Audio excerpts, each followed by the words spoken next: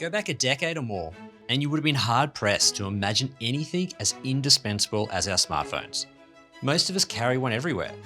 But in the last few years, super apps have taken this idea to a whole new level, particularly here in Asia. These apps, which bundle multiple services from food and grocery delivery to banking and travel booking, could fundamentally remake how we live and shop. The tagline for Grab, one of Asia's dominant super apps, says it's the everyday, everything app.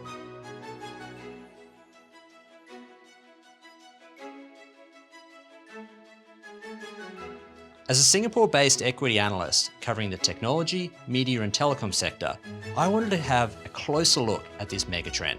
So I sat down with Anthony Tan, co-founder and CEO of Grab, to dig into his vision for the app, the lessons of entrepreneurship, and the future of super apps worldwide. Anthony, thank you for joining us. Thank you so much for having me. One of the big things that we really wanted to discuss today is your journey, the entrepreneurial journey. Did you know that you wanted to be an entrepreneur from day one? How did it all sort of come about? I remember as a kid, I used to listen to stories about my grandfather. He stood outside the Japanese embassy when he heard somebody very important from one of the Japanese automakers. He stood outside for 14 hours, rain or shine, just to get the chance to sell 2 Japanese cars. That inspired me on resilience, on entrepreneurship.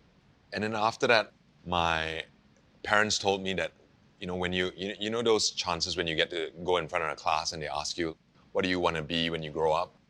I said, I want to be a businessman. Fast forward a little bit, I fell in love with comics.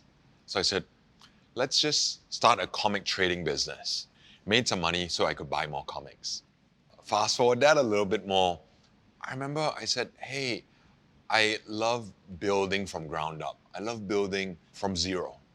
So Grab sort of did come about from a pitch at the Harvard Business School, and sounds like you came second in this pitch. So what was the original pitch? The pitch was just very simple. It was, we see a huge opportunity to help and solve the safety problem for women and children in their daily commutes in Southeast Asia. We didn't get first was because the addressable market during our pitch was only Kuala Lumpur, Malaysia. And they felt that was just too small. Fast forward today, mobility is a huge space across Southeast Asia. Even at our size today, we're only at 3% mobility penetration. So we are literally at the tip of the iceberg and huge, huge opportunities to grow further. So total addressable marketplace is just pitching too small. Think bigger. Exactly. And that's why we lost. How has it evolved now further along the process? So the next service was food delivery. Merchants want to drive more sales. A lot of consumers don't want to go through the traffic jams that they're used to in Jakarta and Manila. Then the next one we said, hey, what was the next service? We said grocery delivery, especially in COVID. So if you look at it, every next service, every natural evolution focus in Southeast Asia was on addressable market. Is this a big problem? Are we the best people to solve it?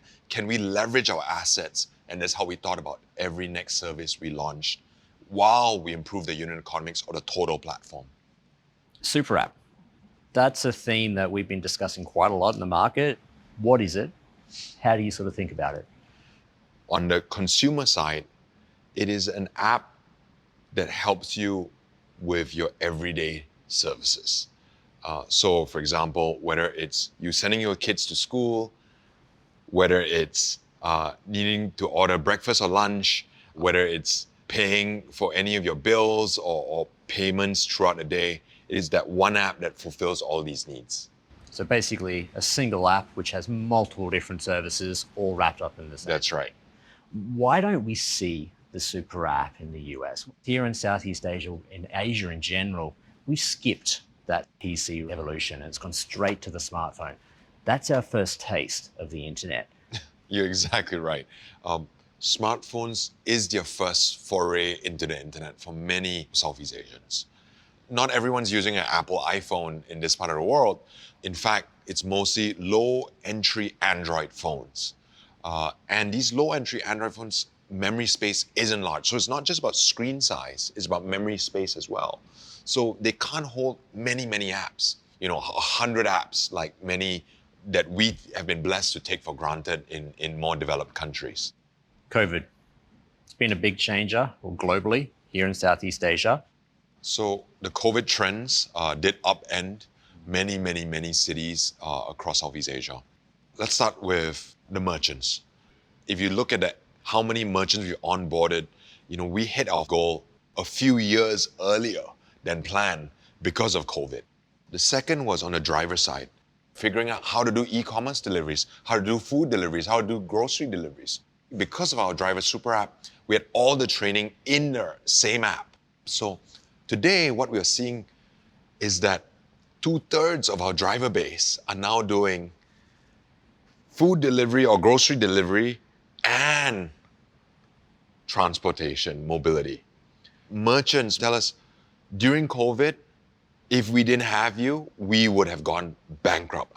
But what we've seen, what is even more interesting, is that even when cities have opened, they're saying it's not going away. Consumers have stuck to food delivery and grocery delivery, and this is important to my business. You guys are the gateway to the new digitalized consumers, and that's growth, growth, growth, growth. But how do we balance that against profitability? Both are critical, growth and profitability. You cannot grow at any cost. Growth and profitability is actually very aligned to how we think about the evolution and the next services we launch. Drivers want to be with a platform that gives them the most number of jobs, high quality jobs of high quality customers. Same thing with merchants. Merchants are going, I want to go with a platform that gives me the most sales.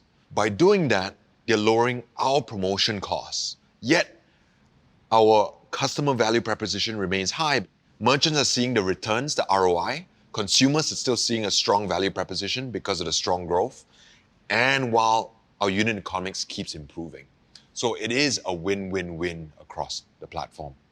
So you obviously have gone through the startup phase, now been gone through the IPO, and now we're speaking more to the public markets. I'd love to hear, what have you learnt on that journey? In the early stages, when you're startup idea phase, you can only think, does it even work? I remember in the early phases, people used to question, drivers won't even embrace smartphones. And they said it with 100% certainty. There you go, how things have changed. You're right. You can achieve reduction in incentives and promos while growing and keeping people like our drivers happy or happier. And we've seen Net Promoter Score improve over time as well. Motivation. I've heard that 23-hour workday is very familiar. What keeps you going?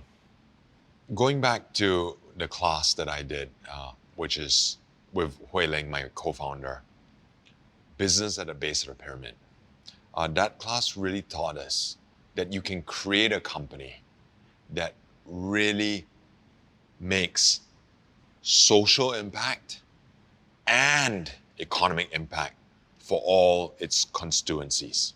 Could we imagine serving millions and millions of people every day? Never imagined that.